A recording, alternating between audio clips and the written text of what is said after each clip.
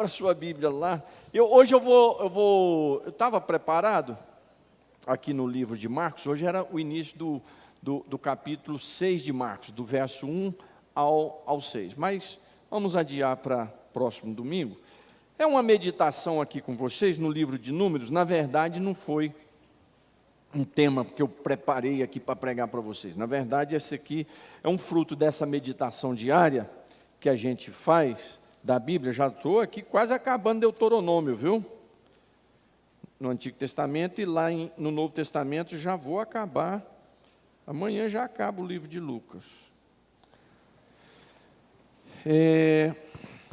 E aí eu meditando sobre isso aqui, eu já até ministrei esse texto. Não sei se eu já ministrei aqui alguma coisa desse texto, mas em outras igrejas que eu pastoreei já ministrei. Mas eu quero compartilhar essa meditação com vocês. Números 23. Isso, Números 23.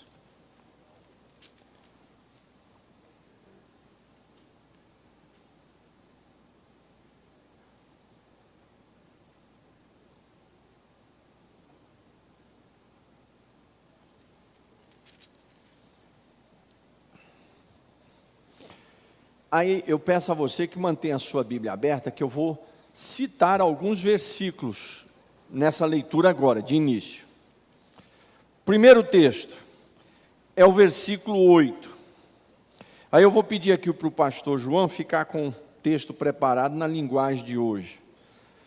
Diz assim, essa leitura que eu vou fazer é na NAA. Como posso amaldiçoar a quem Deus não amaldiçoou? Como posso denunciar a quem o Senhor não denunciou? Esse é um versículo. Outro versículo, 23. Pois contra Jacó não vale encantamento, nem adivinhação contra Israel. Agora se poderá dizer de Jacó e de Israel: que coisas tem feito Deus. Não é? Achou aí, João? Lê lá o primeiro. O versículo 8, na linguagem de hoje, diz assim: como posso amaldiçoar aquele que Deus não amaldiçoou? Como posso condenar aquele que o Senhor não condenou? Agora o 23. O 23 diz assim: a feitiçaria e a adivinhação não valem nada contra o povo de Israel. Agora todos dirão a respeito desse povo: vejam só o que Deus tem feito. Amém. Preste atenção aqui. Essa é uma história que começa no capítulo 22. O povo de Israel saiu do Egito. O povo de Israel saiu do Egito com Moisés. Atravessaram, foram para o Sinai, receberam a lei, ficaram ali 2 anos no Sinai, sendo preparado para ir para a terra da promessa. Ali no Sinai, Deus deu para eles a lei, orientou, formou uma nação. Como é que se forma uma nação? Uma nação você precisa ter a lei, tem que ter um povo que fala o mesmo idioma, praticamente, tem que ter uma cultura relativamente semelhante, a mesma moeda, definir o território, e assim é um dos processos que se forma uma nação. Israel estava sendo formado como nação, porque Israel não era nação. Israel era uma família descendente de 12 patriarcas, filhos de Jacó, que era filho de Isaac, e que era Isaac, filho de Abraão. Então, eles ficaram 2 anos no Sinai. Saem, agora Deus diz: tudo pronto, a religião está pronta, as leis estão prontas, porque a lei, ela era dividida em 3 partes. A lei não era só religiosa. Tem os 10 mandamentos, que é uma lei moral, espiritual. Aí você tem uma lei civil, orientação civil de relacionamento de pessoas, até sobre cerca, para não tirar a cerca do lugar. Se, por exemplo, alguém tem um boi, aquele boi é valente, o dono sabe que aquele boi mata pessoas, e aquele boi mata alguém, e o dono não tinha tomado providência, ele é apedrejado, porque a responsabilidade é dele. Então, lei civil. Casa, a hora que fizesse uma casa, se ela tivesse um andar de cima, tinha que ter uma barreira, porque se alguém caísse dali, aquela pessoa que construiu aquela casa seria apedrejada. Então, tinha a lei civil. E também as leis cerimoniais, que incluía aqueles sacrifícios de animais, né? E uma série de sacrifícios. E 2 anos, levante aí, eles ficavam esperando a nuvem mexer. A nuvem era a glória de Deus, a presença de Deus. Se a nuvem parasse, eles ficavam parados. Ela saía, eles saíam atrás. Então a nuvem saiu e agora eles vão para a terra da promessa. Chegou na terra da promessa, manda os espias olham, dos 12 espias, 10 vêm murmurando, dizendo que não tem jeito, não vamos dar conta, são gigantes, o povo é muito poderoso, não vamos dar conta. Só 2, Josué e Calebe, disseram, não senhor, Deus nos já atravessou o Mar Vermelho, vencemos o Egito, que era a maior das nações, não vamos vencer aqui. Acabou que na palavra de 10 contra 2, venceu os 10, a votação dos 10 venceu. Deus diz, então, por causa da incredulidade de vocês vão voltar para o deserto, e vão ficar girando nesse deserto 40 anos, até essa geração toda morrer. E vocês que acabaram de dizer que seus filhos morreriam na mão desses homens, vocês que vão morrer, e todos os filhos de vocês que vão herdar essa terra. Então, isso aconteceu. Passou 40 anos, toda aquela geração morreu.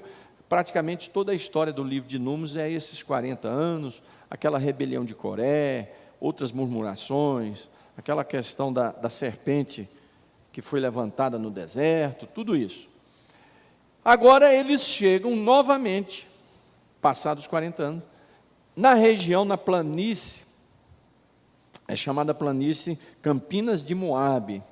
As Campinas de Moabe, para quem já foi em Israel, se você está em Jericó, você olha para lá, você vê. As Campinas é depois do Jordão, é uma planície. E quem está do outro lado também vê Jericó do lado de cá. Então, eles estão ali nas planícies, contemplando a terra que Deus ia dar. Agora, o novo povo, a nova geração, dessa geração só ia entrar 2, Calebe e Josué. Nem Miriam, nem Arão e nem Moisés ia entrar. Miriam, por causa de uma rebelião que ela fez contra o seu próprio irmão Moisés. Arão, mas Moisés não ia entrar porque eles tomaram uma decisão errada lá. Deus disse era para falar a rocha, e eles bateram com o cajado na rocha e não podia fazer isso porque aquela rocha simbolizava Cristo. Então nem os 2. E Moisés subiu no monte e falou, Senhor, não, deixa eu pelo menos entrar lá, pôr o pé, depois o Senhor me leva. Aí Deus disse, nós não conversamos mais sobre esse assunto. Encerrou. E ali nas Campinas de Moabe, Moisés escreve o livro de Deuteronômio. O livro de Deuteronômio é um livro que você precisa ser lido, ele é muito rico. Ele é uma orientação espiritual, moral, ele é uma orientação de como vamos vencer na vida. É um livro que você precisa meditar. Ele dá a orientação como vencer na vida. Por quê? Porque o livro de Deuteronômio é uma repetição da lei, mas só que de uma forma diferente. A aplicação, ele repete a lei, mas ensina a lei. Como é que deve ser feita? Então é uma aplicação da lei. E com isso, o livro de Deuteronômio passa a ser uma orientação de Deus, da palavra de Deus, para que eles vivessem, fossem vitoriosos nessa terra da promessa, para que vencessem os inimigos, para que tivessem segurança, para que não tivesse pragas, peste, uma série de coisas. Então, Deus adentrou o povo lá, colocou o povo ali na planície. Nessa planície, 2 tribos e uma metade de uma tribo já tomaram conta daquela planície. Foi dada a região de Edom, a região dos Moabitas, foi dado ali para Rubens, Gade e a meia tribo de Manassés. E Moisés ali coordenando esse final de vida dele e as orientações finais.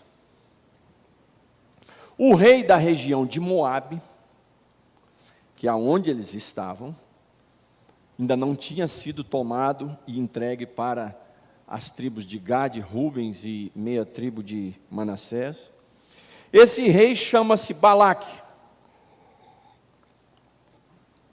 É bom lembrar que os moabitas são lá descendentes de Ló, viu?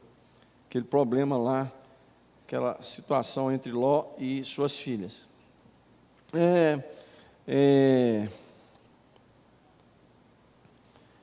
Então, o seu rei, o rei de Moabe, chamado, está aqui o nome dele, é Balaque, ele se assusta e com muito medo, ele convoca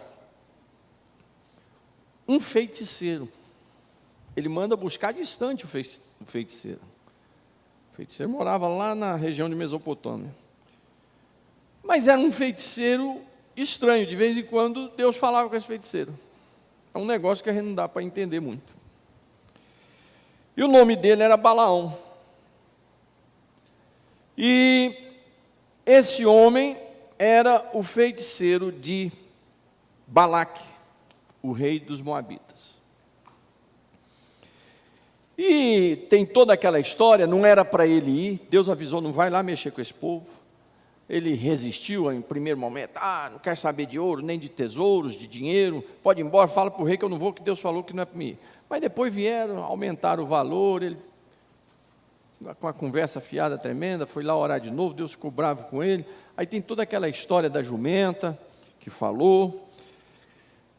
E aí esse homem chega lá na cidade dos Moabitas, na capital, se junta ao rei, e o rei diz, olha, está aí essa multidão, esse povo veio para destruir a minha terra, veio para destruir a minha nação, eu estou aqui amedrontado, eu te trouxe aqui para você amaldiçoar esse povo.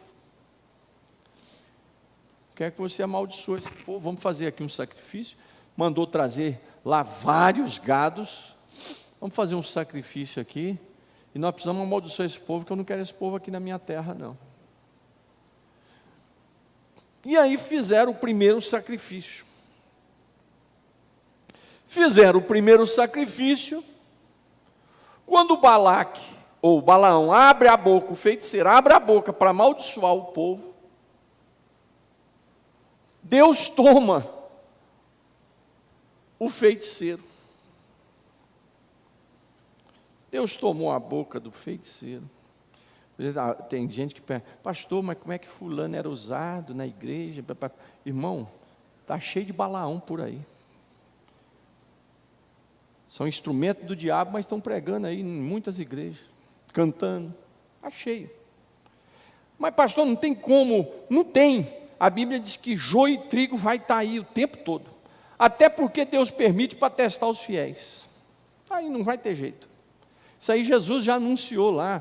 E na igreja primitiva foi assim, sempre, não tem como. Isso aí só vai ser separado o joio do trigo, Jesus diz, no dia da sua vinda, que Ele vai mandar os anjos do céu vir e separar o joio do trigo. Enquanto isso não acontecer, vai estar aí juntos. Então, a gente sempre observa as pessoas, a vida cristã, não é pelo dom ou pelo talento. Observa pelo fruto, pela vida cristã. Você nunca observa uma pessoa se ele é um cristão por dom ou por talento. Observa pela vida cristã, pelos frutos que a árvore está dando. Viu? Se a árvore é laranja, está dando limão, tem um negócio errado aí. Se a árvore é laranja, apareceu abacaxi de pendurado, tem um negócio errado. É laranja, apareceu manga, está errado. Pelo fruto conhecereis, né, a árvore. Então, não se conhece vida cristã por... E a igreja erra muito, porque a igreja observa muito os talentos e os dons, e não o fruto da árvore. Não o fruto da árvore. Muitas vezes a igreja despreza um pastor simples, porque não tem um dom, e fica de igreja em igreja atrás de milagre. E por quê? Porque estão atrás de talentos e dons, não de fruto. Os nossos pastores do passado, a juventude não sabe disso, mas aqui da nossa faixa etária sabe. Os nossos pastores do passado, na sua maioria, eram semi-analfabetos. Eram homens muito simples. A gente ficava esperando um congresso. Não era assim, Jairo? Um congresso para ouvir o Takayama, Gesiel Gomes, Falcão e outros nomes aí, né? Muitos desses nomes hoje não são mais nada. Até caíram por aí. E os nossos pastores, que eram simplesinhos, eles ganhavam a igreja com a sua conduta de vida.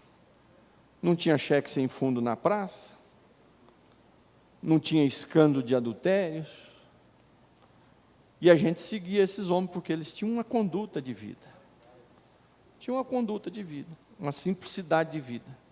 Não eram famosos, não eram celebridades, mas tinham uma conduta de vida que a igreja olhava. Assim foi formado o Bangu, assim foi formado as Assembleias de Deus, né? Então, Balaão tinha dons, tinha talento, mas não tinha fruto. Você, como servo de Deus, tem que aprender isso. Nós não podemos. O mundo valoriza, o mundo principalmente, não valoriza o fruto das pessoas, valoriza os dons. Por quê? Porque o dom dá resultado financeiro. Então, se o cara é mau elemento, ele faz os infernos, mas ele dá resultado nos seus talentos, ele dá retorno financeiro para a imprensa, para empresas. Então, há um investimento. Não quer nem saber do caráter da pessoa, né? Eu vejo às vezes jornalistas que na maioria são sem compromisso moral, eles dizem assim: não importa, o jogador ele tem que dar o resultado no campo, fora do campo ele faz o que quer. O que é isso, rapaz? Você tem uma empresa, você vai aceitar um funcionário seu, ele sair da empresa, assaltar, dar tiro, bater na mulher, aprontar os cambal, aí no outro dia está lá na sua empresa direitinho? Não, esse cara está destruindo sua empresa. Não existe isso.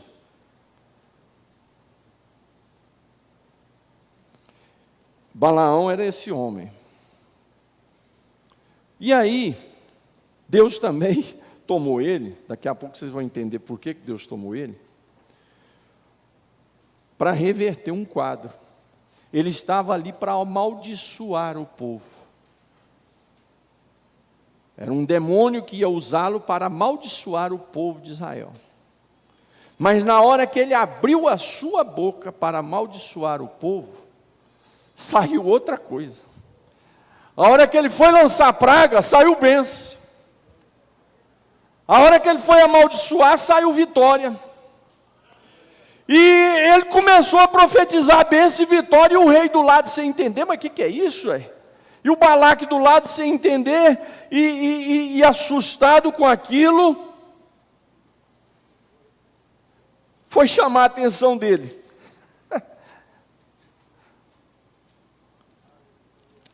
Qual é o versículo aqui que eu li? 8, né? 23, 8. Como posso? Olha só, ele estava ali para profetizar praga e maldição. Mas a hora que ele abriu a boca, o Espírito de Deus tomou a boca dele. E disse assim: como posso amaldiçoar a quem Deus não amaldiçoou? Como é que eu posso condenar a quem Deus não condenou?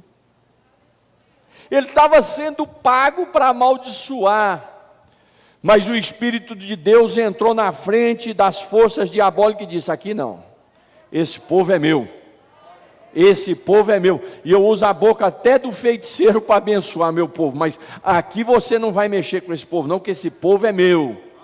esse povo é meu. Irmãos, e aí terminou aquela profecia, o rei falou, mas que é isso, profeta? Que isso? Eu te trouxe aqui, paguei caro para você profetizar bênção, amaldiçoar esse povo e me abençoar, e aconteceu tudo o contrário.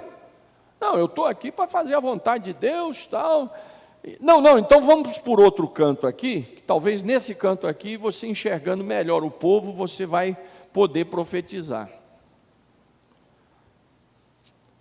Aí faz lá o sacrifício, e aí ele fica esperando lá um transe para vir, um espírito para que ele amaldiçoe.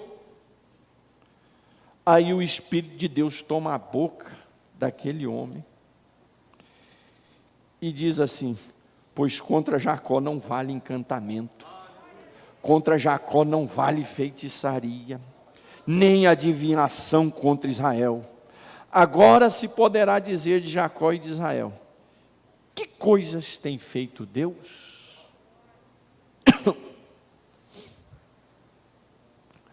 O rei desesperado, isso aqui eu não estou acrescentando não, é o que está no texto. O rei desesperado fala, pelo amor de Deus, está errado isso, rapaz, vai dormir, amanhã de manhã nós vamos outro canto, você vai olhar esse povo por outro ângulo para você amaldiçoar, porque está tudo errado, eu estou gastando um dinheirão com você está só profetizando bênção para esse povo. No outro dia levantam, o rei leva ele para um outro ponto do palácio para enxergar o povo. E enxerga, faz os seus sacrifícios. Ele já tinha profetizado que não pode amaldiçoar um povo que já é abençoado, não pode condenar um povo que não é condenado por Deus. Ele já tinha profetizado que contra Jacó não valia feitiçaria, encantamento e adivinhação. No outro dia, a expectativa do rei falou, não, agora ele vai jogar essas profecias por terra e vai destruir esse povo com uma maldição. Aí eles fazem o sacrifício, e aí o feiticeiro está lá esperando, a palavra vem, de novo o Espírito de Deus e toma a boca de Balaão e diz assim, Deus não é homem, para que minta, nem filho do homem, para que mude de ideia.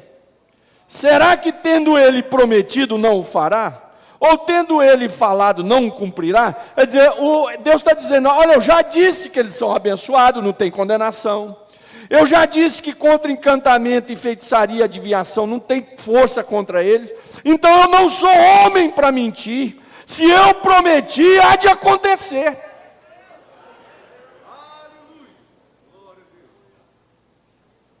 Os dois brigaram. O final dessa história vai terminar com a morte de Balaão e a destruição de Moabe. É o final dessa história. Mas qual é a lição que a gente tira aqui de um texto como esse? Assim como o povo de Israel, nós estamos num deserto, caminhando para a nossa terra da promessa celestial. Já começamos a desfrutar das bênçãos de Deus aqui, porém muito parcial. O nosso desfrutar de Deus aqui na terra é muito mais espiritual, é comunhão com Deus.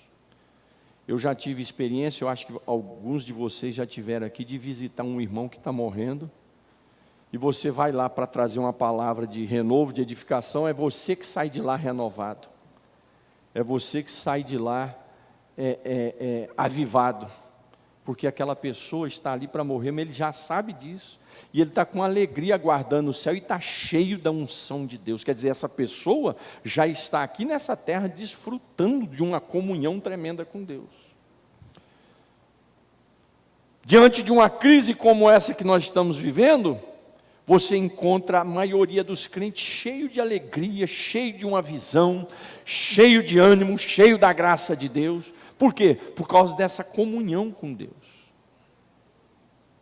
Eu me lembro, eu era pastor em Angra, e fui visitar a mãe do pastor Dilmo dos Santos, é o pastor presidente de Piracicaba. Alguns aqui o conhecem. Antes até dele ser pastor presidente, ele trabalhou na editora Betel. E ela era uma das matriarcas lá da igreja. Porém, logo quando nós chegamos lá para assumir a igreja, ela já na sua idade muito avançada e morava num local muito alto, não podia mais ir na igreja, ficou inviável. Problema de joelho seríssimo. Então, de vez em quando eu ia lá visitá-la, sempre orava, tudo. E a última visita que eu fiz a ela, porque depois eu fui transferido, tinham me falado que ela estava bem enferma. Na época a gente até pensou que ela ia falecer, o que não aconteceu, veio bem depois, muito tempo depois. Eu já estava aqui em Bangu, quando ela veio a falecer. E eu fui lá com o pastor Íris, que era um segundo vice-presidente meu. Nós chegamos lá, cantamos os hinos da harpa com ela, tudo. E ela começou a dar um testemunho lá tremendo, que eu nem vou contar aqui para vocês, que é um negócio assim tremendo que aconteceu. Uma visita de um anjo fez com ela, na casa dela, uma coisa tremenda. Mas aí, terminou o testemunho dela, nós fomos orar. E a gente estava ali, eu e o pastor Íris. O pastor Íris conheceu ela desde quando ele era jovem. Só que ele é bem mais velho do que eu. Mas ele já conhecia ela desde quando era jovem. Terminou, fomos orar. Deus continuou abençoando ela, consolando nesse momento de enfermidade, não podia ir para o culto. Irmão, na oração, essa mulher foi tomada de profecia. Entregou uma palavra profética para mim, para o meu pastorado, sobre a minha família, do que Deus queria fazer comigo. Eu destampei a chorar, falar em língua estranha. Quem saiu dali renovado foi eu. Quem saiu dali com a promessa foi eu. Sabe por quê? Porque o povo de Deus, aqui nessa terra, já começa a desfrutar de uma comunhão profunda com Deus. E não é a morte que tira essa comunhão, pelo contrário, as pessoas que têm essa comunhão com Deus, vai chegando perto da morte, ele vai se aproximando mais ainda do céu. Diferente de quem não conhece a Deus.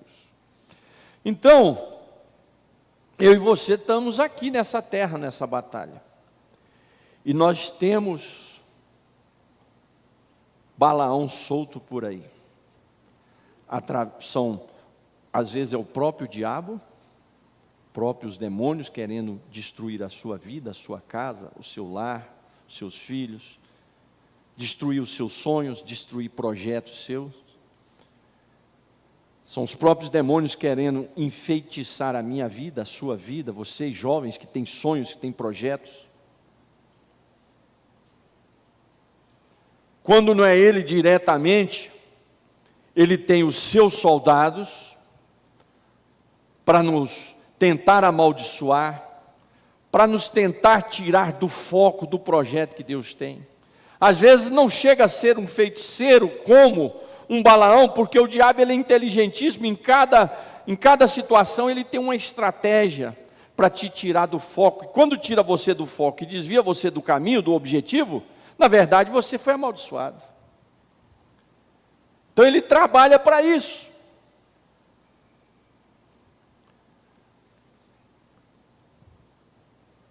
Por isso nós temos que estar sempre com muito cuidado.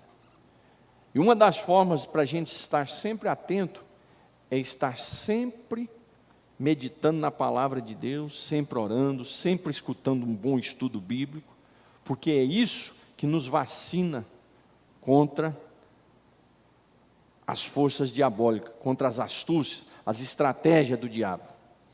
Então, existem várias formas do diabo tentar amaldiçoar o caminho do povo de Deus. O apóstolo Paulo diz o seguinte, que ele se manifesta como anjo de luz.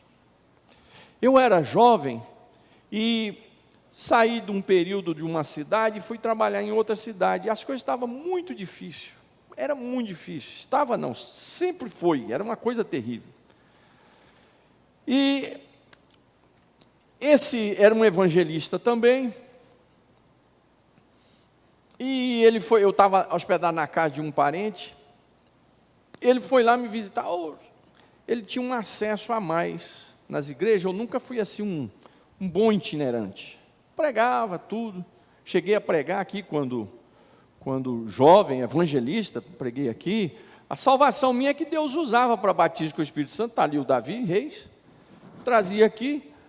E Jesus batizava mais de 100 pessoas com o Espírito Santo. Nós temos dirigente de congregação aqui hoje que foram batizar com o Espírito Santo. Quando eu era jovem, vinha aqui pregar. Mas assim, em pregação mesmo, não saía muita coisa não. E ele me convidou, falou, sócio, vamos montar uma apostila. Ele sabia que eu sempre era de estudo, organizar um material, apesar que eu não sou de ficar escrevendo. E ele me disse, vamos fazer, e vamos fazer umas agendas por aí, vamos dar uns cursos aí pelas igrejas. Eu gostei demais, fiquei empolgado. Falei, poxa, que benção, vai ser uma benção. Sair fazendo a obra de Deus aí e tal, um curso. E ele era de mais acesso. E aí a gente estava fazendo, eu preparando o material, empolgado, ele ia lá para casa toda noite, a gente elaborava o material, ia escrevendo, Quando ficou prontinho, organizado, eu fiz errado, porque quando você vai começar um projeto, você ora no início do projeto, para ver qual é a vontade de Deus, para você não ter canseira, despesa e depois até choque. Né? Então, depois que estava tudo organizadinho, eu fui orar. Senhor, isso é da tua vontade? Será que é isso que o Senhor quer para mim?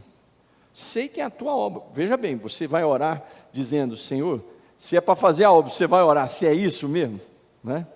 Mas eu fui orar. Porque às vezes a gente pensa que está fazendo a obra de Deus e não está. Está dentro da casa de Deus e não está.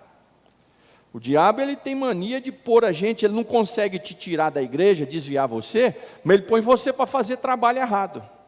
Porque quando você faz trabalho errado, não tem fruto. O nome de Deus não é glorificado. E tem muita gente no meio das igrejas fazendo trabalho errado. A glória é do homem, é deles. E aí eu orando, eu fiz uma coisa que eu não faço muito. Abri o texto assim, falei, Senhor, não tem ninguém aqui, não tem outra forma, fala comigo aqui, se é para mim ir ou não nesse projeto. Eu abri a Bíblia e pus o dedo. Saiu lá em Coríntios, que eu não lembro agora o versículo assim e o texto, o capítulo, mas saiu lá, que o diabo se disfarça como um anjo de luz, e os seus ministros também se disfarçam como um anjo de luz.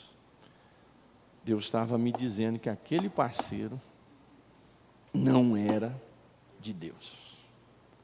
E não era mesmo. Depois ficou confirmado. E não era mesmo. Então, o diabo ele trabalha de forma para te tirar o foco, para te amaldiçoar. Mas olha aqui. A palavra de Deus para mim e para você é essa. Nem o diabo vai conseguir amaldiçoar você, porque você tem uma marca do sangue de Jesus. Alguns aqui têm algum testemunho, que foi parar dentro de uma casa aí de feitiçaria, alguma coisa, e o pai de santo lá disse, olha, aqui não dá para baixar não, porque você está atrapalhando. Alguém já ouviu testemunho assim, ou já passou com você mesmo?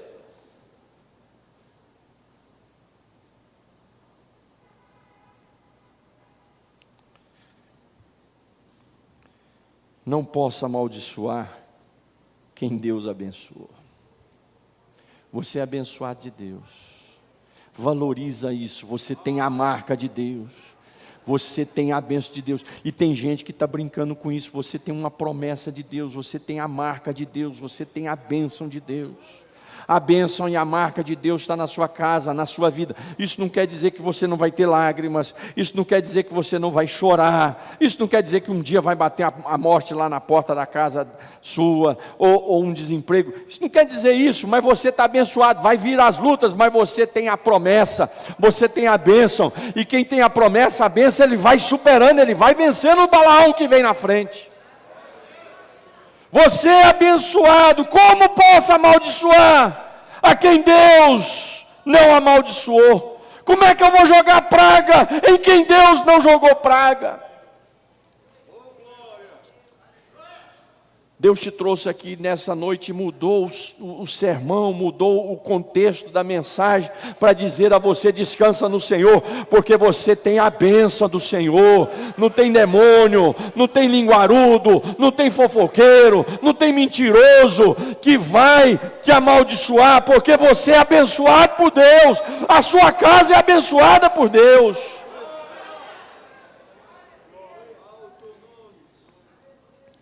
Então vamos fazer uma feitiçaria para ela? Vamos fazer uma feitiçaria para ele? Se você está debaixo do sangue de Jesus, é claro, se tiver com a vida torta, meu irmão, pula que o troço pega. Pode pular que o negócio pega. Ah, não, isso não pega. Pega. Para quem não é fiel a Deus, pega. Porque a Bíblia diz que o diabo tem poder.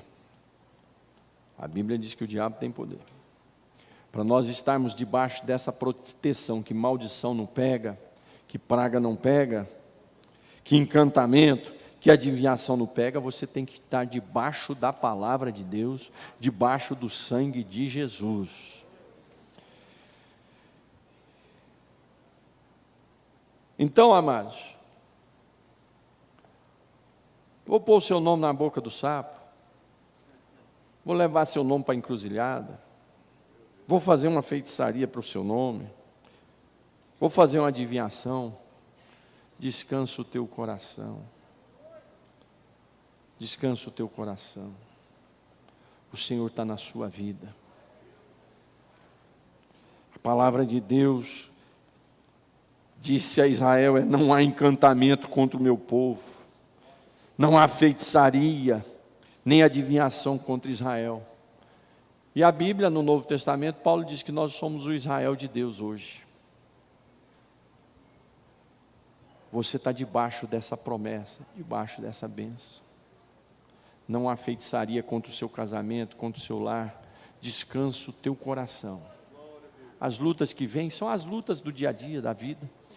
Esteja aos pés do Senhor Jesus. Jovens, esteja aos pés do Senhor Jesus, que os seus sonhos vão se realizar. Esteja aos pés do Senhor Jesus, que suas promessas vão se realizar. Ah, mas tem maldição da minha família, maldição lá no meu pai, no meu avô, não tem nada disso não. O dia que você aceitou Jesus, você está debaixo do sangue de Jesus, não existe maldição familiar para quem? Existe maldição familiar se ninguém entrar debaixo do sangue do Cordeiro, se ninguém entrar debaixo da salvação. Mas a partir do dia que você entra debaixo do sangue do Cordeiro, debaixo da salvação, você pode ter até o seu sobrenome feito lá na feitiçaria.